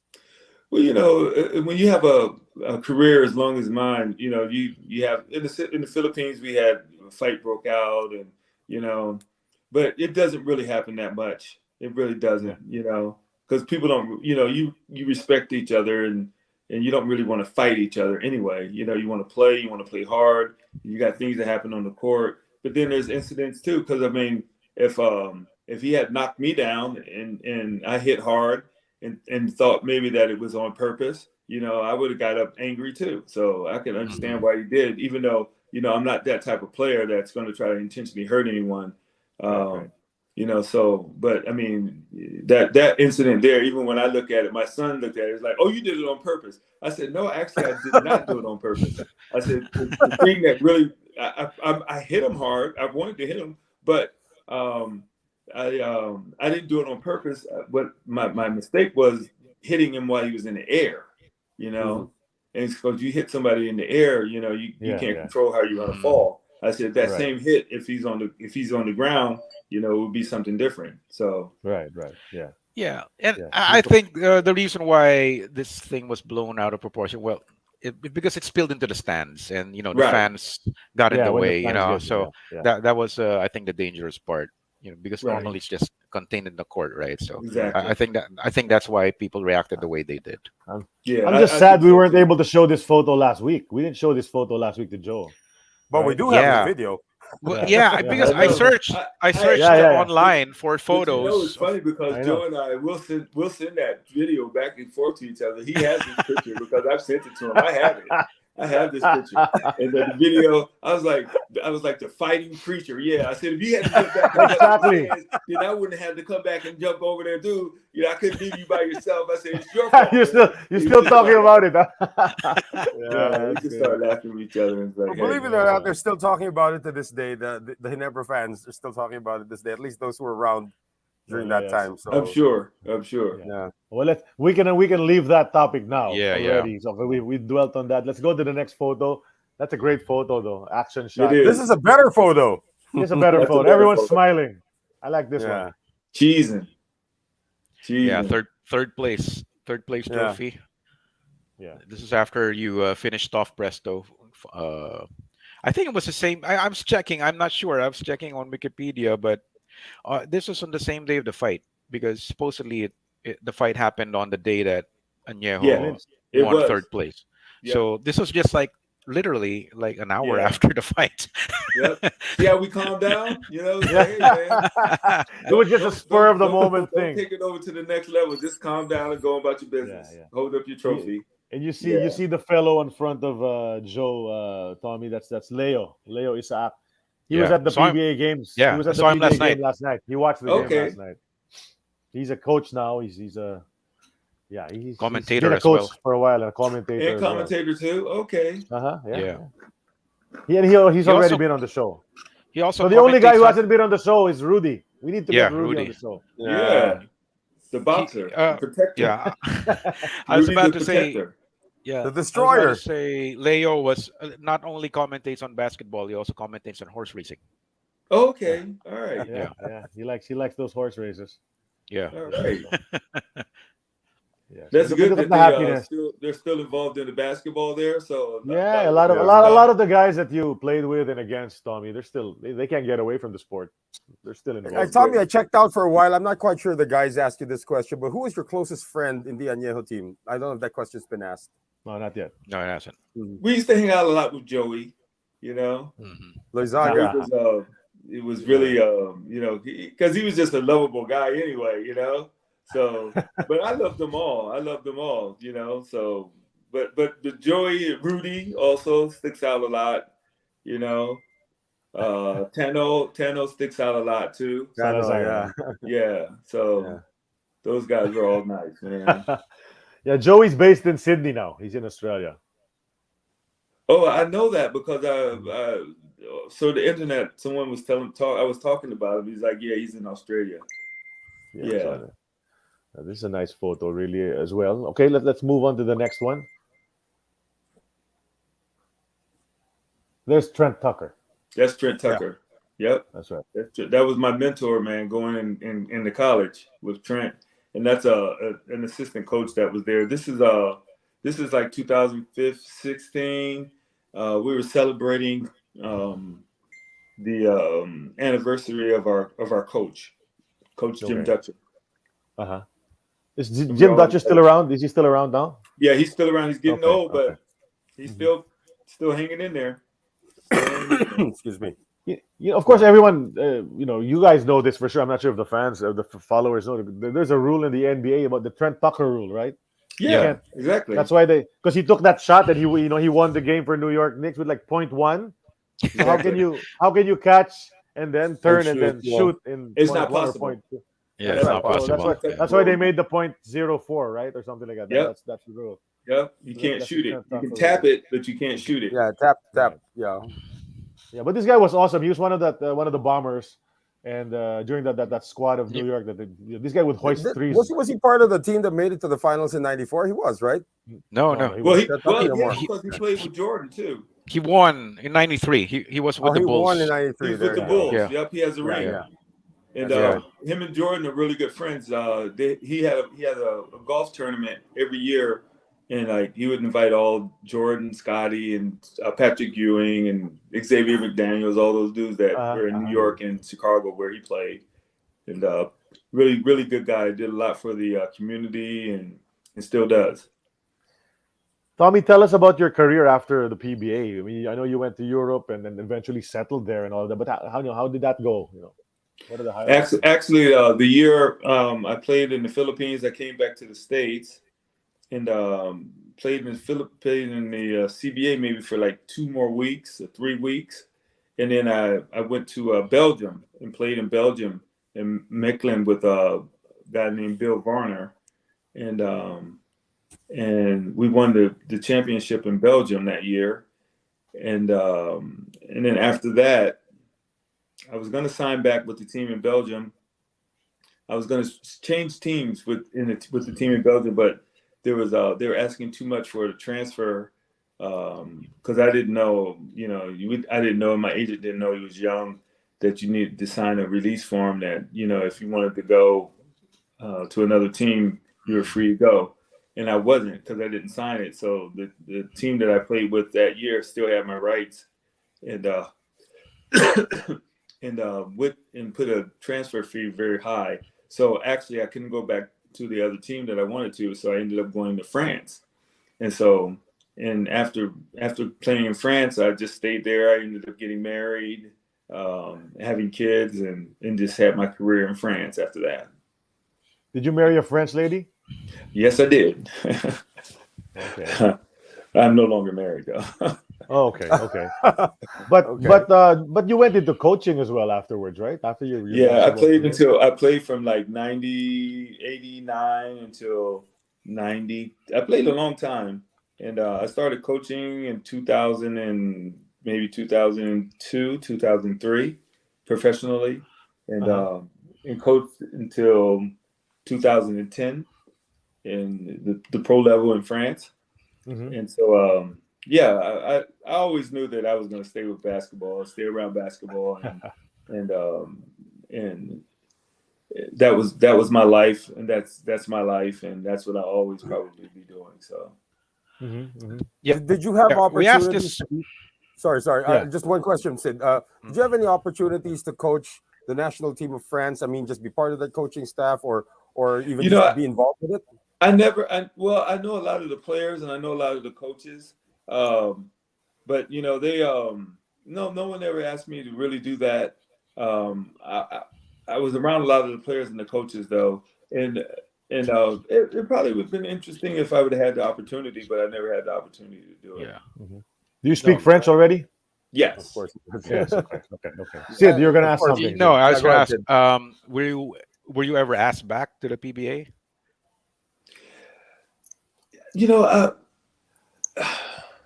I think I was. I think, yeah, because Coach Jaworski was like, because it was just weird because I think we had three type of different seasons, like with one import, two Yeah. imports, no Yeah. imports, Right. you know, and um, and I know that he was saying that we might have a one import, then we might want to bring you back and this and that. We'll stay in contact, and but then when I left, when I went back to France, it was like I probably wouldn't have went back anyway, because I started to get settled, and that was a moment too where I ended up playing and starting to get settled there. But I Right. did actually come back to the Philippines after my stint in Belgium. You What year know, was this? yeah, I came back, but just to visit. I came back Uh-huh. and I stayed a month. You Uh-huh. know, to visit and Wow. visit with some friends, and we went out and visited other places outside of the Philippines, and You went to the beach, I'm just sure. some of the sites. Yeah. Yeah. So Uh-huh. there were no opportunities that presented itself when you came back? I mean, to be a part of the PBA as a coach or something like that? I didn't, if I, because I really just came back to visit. I didn't even, I mean, I don't even think there was a season going on at that time when I came back. I'm not really sure. I think it was in between seasons or something like that. But I did, I saw Coach Jaworski and some of my teammates, and, but no, I can remember a little bit talking about it and contemplating on coming back and playing and even like making a career there because it's such a beautiful place. But I just think when I left and I went back and went to Belgium and Europe, I was like maybe 26 then, 27. And then I just said that, I'm gonna just settle down. And I had other opportunities to go to other countries. And I was like, no, I'm here now, and got settled and then became Uh-huh. French too, because I was French at that Right. moment. I became French and then I definitely wasn't going anywhere. So I Uh-huh. think that's but I mean that would have been a pretty interesting move. There was a coach there. I can't remember his name, but an American coach at that time who's probably still there coaching. I don't know if he's still coaching or not. Tim Cohn? Who? Tim Cohn? No, No, not Tim Norman Cohn. Black? Okay. Norman Those are Black. the Norman only Black. guys. Norman Black. Yeah, Norman Black. Norman He's Black. still coaching. Yeah. He's He's still still coaching. coaching. Okay. Yep. He's still coaching. He Yeah. was good too. He was a good player. Oh yeah. Yeah. He Yeah. is. Yeah. Didn't get a funny His rebound because on I him. was in son. His son Maryland. plays for him now. Oh, really? Yeah. Yeah, I think they even might have finished first or second that year when I was there. Yeah. They I won it believe. all. Yeah, 88. they won it They won all. a They won grand it all. slam. Yeah, exactly. I remember that. But it was funny that in that next summer, I saw him in the States. We were in a mall, just walking around, and I saw Norman because his wife is Filipino, I think, Yes. right? Yeah, Yeah, and so he's we also saw from him, and we Baltimore. ended up He's all talking. He's a Maryland guy too. Yeah. Yeah, he's a Maryland guy. I know we were in the mall in this big mall in Maryland, and we ended up seeing each other, having dinner and lunch together and everything like that. So it's pretty interesting. Okay. It's a small right. world, man. It's a small world, especially when you start talking Right. about basketball. You know, a week ago it was his birthday when we had Joe on the show, and Joe sang "Happy Birthday" to him on the show. In Joe's low voice, he sang. So we're gonna take a clip of that. We're gonna send it to Coach Norman. Yeah, So, I haven't gotten around to yeah. editing that. I'll do We'll it this get to week. that. And then now, how are you involved with basketball now, Tommy? You mentioned something about the Tony Parker Academy. Early in the 2000s, Tony was having basketball camps. He started his basketball camps in France, and I was one of the first coaches that he asked to come and work his camp. And so we had a relationship where we started talking, and he told me that eventually he was going to open up academies throughout France. And the first one he opens up will be in Lyon, France. Mm-hmm. And if I was available at that time, this was like the early 2000s when he first started playing with the Spurs. And he said, I would love for you to come and work with me and work with us to work together at these academies with me. And last year, I mean, it's opened up. I think it opened up in 2019. But that was the COVID year. So everything was slowed down, and I was in the States. I couldn't get back to France and all this stuff. So it didn't work out. But then right after the COVID, we stayed in contact, and he's like, my academy's up, and we're just waiting for you. And if you want to come and help coach the kids, and and help them reach their goals as players and as people, I would love for you to do that. Yeah, how did you develop a relationship with him, though? It's like I said, sports is it's a small world. His best friend, who he played junior basketball with and won a junior championship, was one of my players when I was coaching in France, in Bordeaux, France. I coached him for a year or so, and he just really, really appreciated how I coached him, how I taught him, how it was more of a personal relationship, and kind of like Jaworski with us. And he ended up, and he's Tony's best friend, and ended up being, coaching. He's actually the general manager now of Tony's team in France. And so when Tony came back to the States, came back from the States to open up his basketball camps, that player said, you got to bring in this guy, Tommy Davis, and this and that. So the relationship was built by his best friend. And now, we're still in contact, but that's how it started. Mm-hmm. Well, Joey's got a message for you. That's Joey, Ernesto Loizaga. What's up, Joey? He says he misses you, man. Yeah, man. That's my bro right there, man. He heard you talking about him earlier. He sensed it, so he's online watching now. That's right, man. That's right. Love Joey, man. He was like, that was my man. That was my man. Yep. Yes, sir. Thanks for watching, Russo. He's been on the show as well. He and Chito have been on the show. A bunch of your guys have been on the show. Dante. Dante's been on the show. Yeah, but the guys who haven't been are Rudy and Romy. Remember Romy, Mama Real? Yep. Yeah, they're the ones. And Don Ampalayo doesn't want to come on. Yeah, because he's shy. He's shy. These guys are shy, Tommy. So right, okay, yeah, they gotta stop being shy. Eventually, is there a way that you can go back through the archives and see? Yeah. Okay. Yeah. Go to on YouTube. There's this channel called Globally Ballin. So all that GB. All the shows. GB I'll send you the link. Okay. Yeah. So all of the past episodes are there.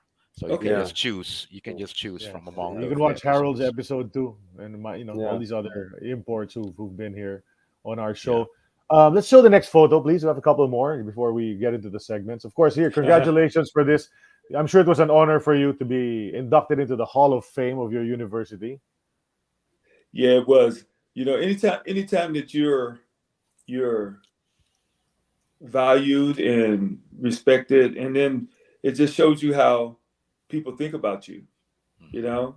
And being a part of the Hall of Fame means that once your name is up there, it'll never be taken down. You're considered one of the best that ever come through there and do it. And so, yeah, it was a great honor because, I mean, you're up there with Michael Thompson, Kevin McHale, Trent Tucker, you know, and the likes of that. And when you're considered to be one of the best among the other best, it's not only a privilege and an honor, but it's a blessing. Yeah. So that was great. This happened just last year, right? Yeah, in 2021. Yeah. They were supposed to do it in 2020, but like I said, it was a COVID year. They called me and they said we're just going to report it for one more year. So yeah, everything stopped in 2020. But there's a University of Minnesota alum who plays in the PBA right now. He's half Filipino. Yeah, Maverick Ahanmisi. Maverick Ahanmisi. That's his name. So he played for Minnesota for a couple of years. I think early to 2010s. I think he played. Yeah. Okay. Late 2000s, something like that. Yeah, he turned out to be the 3rd overall pick in 2015. Yeah, for the PBA draft. Yeah. Okay. So there's one of them. One of you guys play in the PBA. So that's great, man. That's great. Represent. Tell him to represent. I should tell him to watch your episode and learn more about his elder brother on the Gophers. So exactly. He probably knows who you are if we mention it, because I'm sure these players they check out the walls. Yeah, they do. They know all of that. They look at the old photos. They need to know their research. Yeah, exactly. Know your history, man. Know your history. Yeah. Do we have another photo on this set? Tin, can we go to? Is there another one? What's next? There you go. This is the banner. That's the actual induction. You're going for that was the induction night. Great night. I had all my friends there, and that even makes it more special because kids. I mean, the people that you play with come out to support you, and it was just a beautiful night. Like I said, honor and blessed. Yeah. So, do you still visit university? Yeah, like I said, I was just there for. I went back to Minnesota. When I went back to the States, I went back to Minnesota, and I would go over to the university all the time. Go watch the games, go watch the coaches, talk to the players. So yeah, I'm still, I'm still involved with them. All right, the spirit is still there. Guys, anything to add before we enter the segments? No. Let's go. So that's the last photo. That second part of Time Capsule was brought to us by Nihao Bread Bakery Tagaytay. Get your goodies over there. Let's enter. So we call this part the Twilight Zone. That means the game's about to end. This is the last 2 minutes already, Tommy. So Twilight Zone, our first segment of the Twilight Zone, is something we call the X's or O's. It's brought to us by Hinalaban Farms. Check them out on hinalabanstore.com, Lazada, and Shopee for all the products. Add live flour, coffee, really good coffee. So let's enter the X's or O's right now. I'm going to start by giving you some choices. Tommy, you just tell me your choice. You don't have to explain why you chose them. Okay, we'll go through a list. Number 1, who's the better scorer, Joe Ward or Tommy Davis? Oh. No, not that photo yet, please. Later. Okay. Joe Ward or Tommy Davis? Better scorer, maybe Joe Ward. Better shooter, me. Okay. I got that. Fair enough. Fair enough. Yeah. Okay. I'll agree with that. Okay. How about Shell's Derek Rowland or San Miguel's Michael Phelps?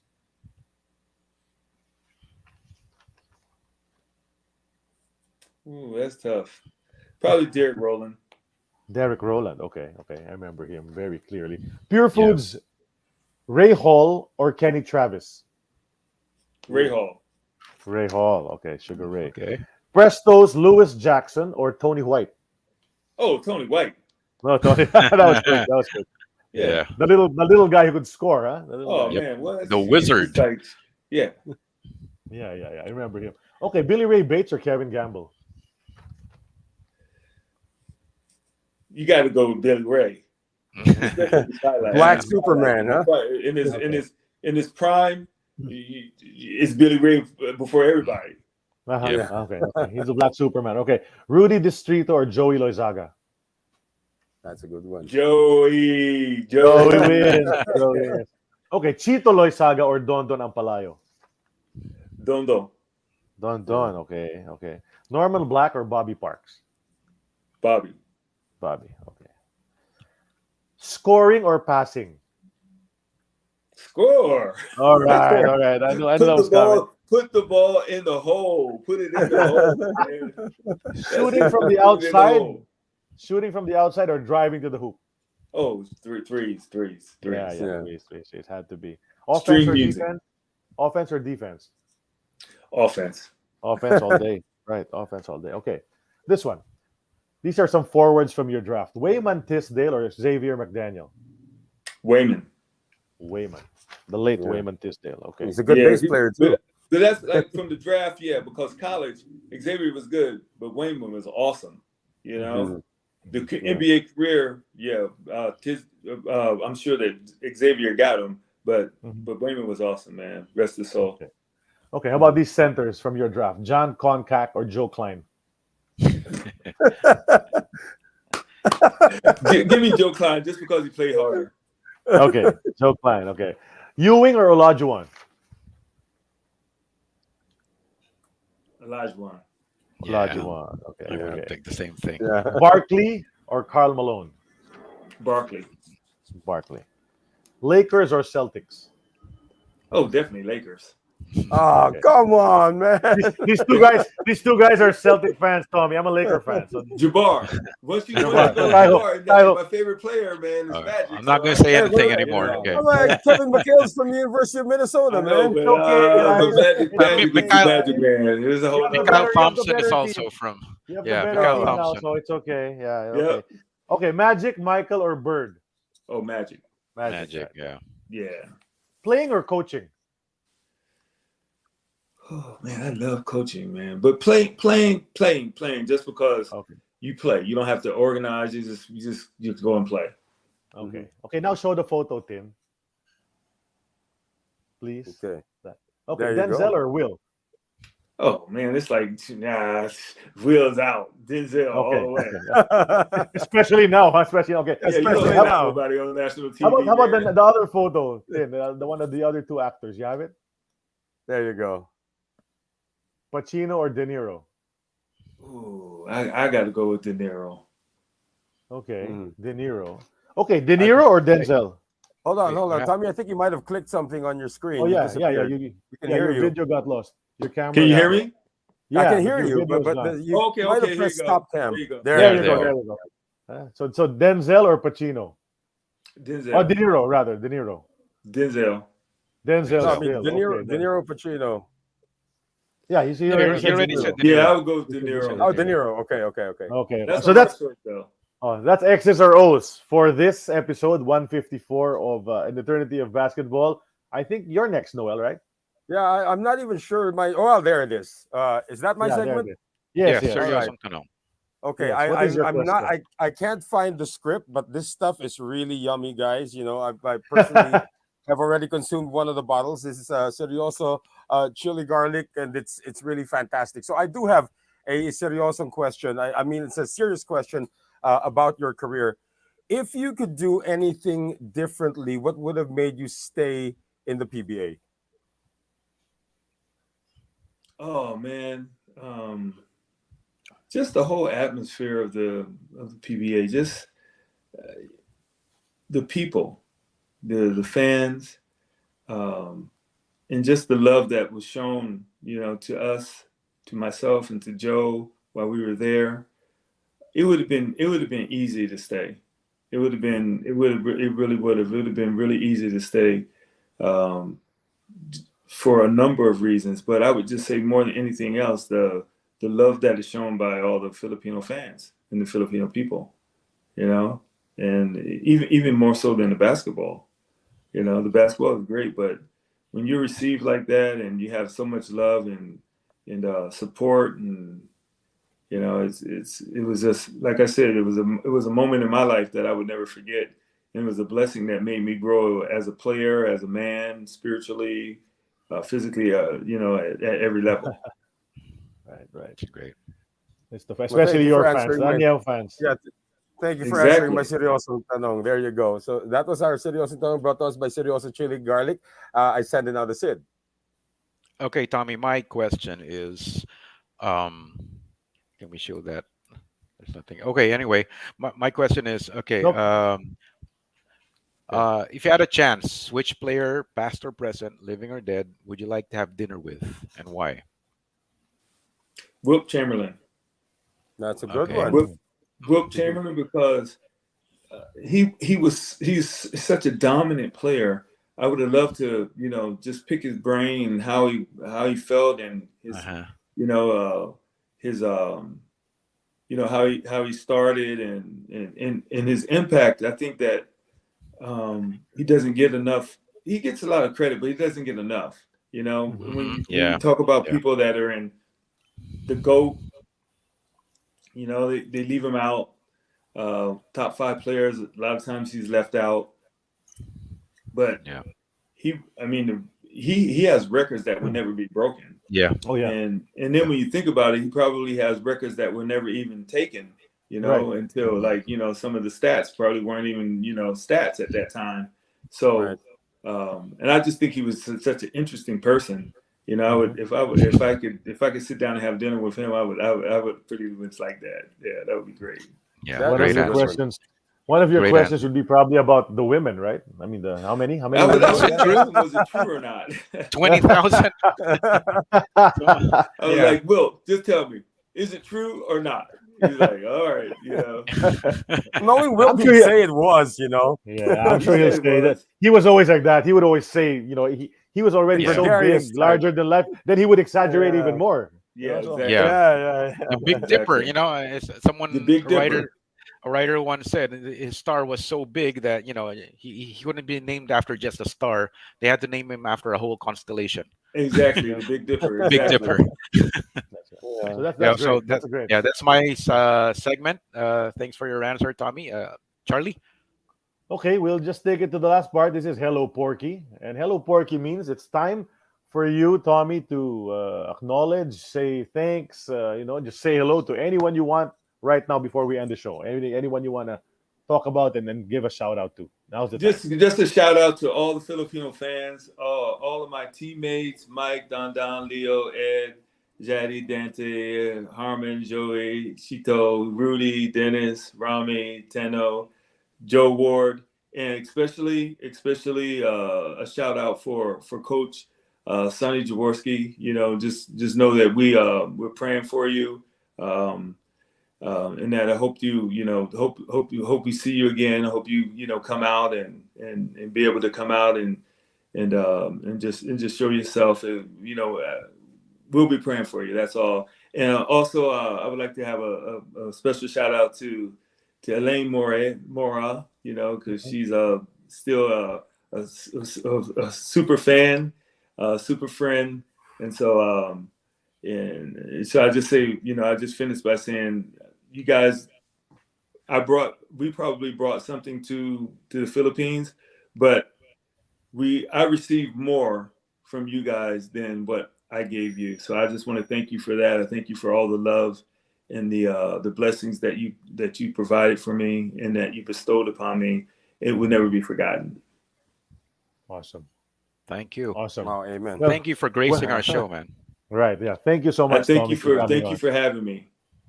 This was great. Well, we've Yeah. been preparing for this, and then finally, so it's done. But thanks for sharing your story and all of that. Okay, and but before we go, we'd like to thank, of course, San Miguel Corporation. That is our main sponsor. Of course, it powers our show. Of course, in Alaban, Champs, House of Chicken, Nihao Bread Bakery, and Seryoso Chili Garlic. You got to try the Seryoso Chili Garlic. Everyone who's listening, Oh, go order on oh, Lazada, please. on Shopee. I know they're on Shopee, so you can order there. We'd like to thank Philippine PH Sports Bureau, of course, and PBA Archive for all the photos and all the information we get about the guests that we have on the show. We are part of the Globally Ballin Network. Thank you, everyone. Aaron, Claudia, Tin, thanks for today, for joining us. Thank you. Thank you. Birthday shout out to someone from our family, AEOB guest who had a birthday this past week. It's Jerry Cordiniera, the brother of Harmon, younger brother of Harmon, your teammate. So he had his birthday Okay. this past week. Happy birthday, Coach Jerry. And so then, I guess that does it for episode 154. Hey, Tommy Davis, thanks so much. Yeah. Love you guys. Take care. All Thanks for right, having so me. we're going to sign off. This is Thank- episode 154. It's now in the books. On behalf of my partners, Sid Ventura and Noel Zarate, I'm Charlie Cuna. Thank you for joining us on AEOB. We will tell you our guest. I think we're going to keep the Añejo streak going. We'll let you know who our guest like is as it. soon as possible. And the moment we have the poster, we will post it on FB so you know who our guest is. Always go to our FB page to check who the next guest is going to be. So that does it for episode 154. Maraming salamat. God bless you all. We'll see you next week. Tommy, be safe.